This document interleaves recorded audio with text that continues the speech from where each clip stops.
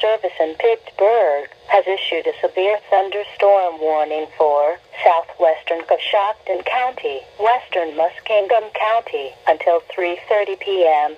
At 2:41 p.m., a severe thunderstorm was detected 6 miles north of East Fultonham and was moving north at 20 miles an hour. This storm is capable of producing hail up to the size of quarters and damaging winds in excess of 60 miles an hour.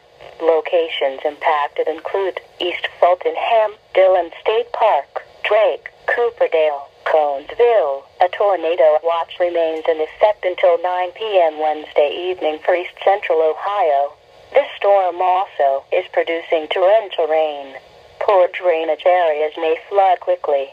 Please report severe weather by calling 412-262-1988, posting to the National Weather Service Pittsburgh Facebook page, or using Twitter at NWS Pittsburgh.